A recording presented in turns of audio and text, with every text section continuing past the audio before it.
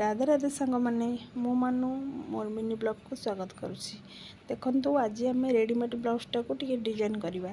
Readymade blouse प्रायतः कांध खसी जाए, हाथ बड़ होता है, बहुत प्रॉब्लम होता है, पिंधा को कंफर्टेबल लगे। तो से आम डिजाइन बसईदेवा। डिजाइन मु प्रथम हाथटा को टिके जस्ट 1 इंच पाखापाखि छोट करदेली।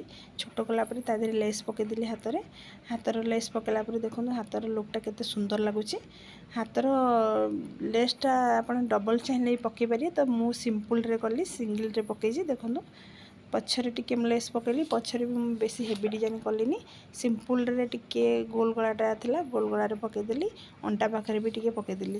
तो सिंपल बहुत सादा रे जेहेतु पिंधिबार अच्छी, सादा ब्लाउजटा ताको हेवी डिजाइन कले भल लागिबनी, सेति मु ताको बेसी डिजाइन कलिनी, नॉर्मल डिजाइन करदेली। देखो तार लुकटा केते सुंदर होईची।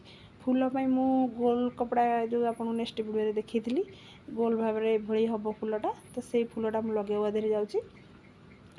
गोल फूलटार वीडियो आप देखिथे कि भाव में यहाँ तैयार होची। तो से भाव में करके मुझे लगेदेली। डोरटा तो निहाती लगे। किणा ब्लाउज रो रेडीमेड ब्लाउजटा प्रायतः कांध खसी जाए, तो कांध खसीगले भल लगे।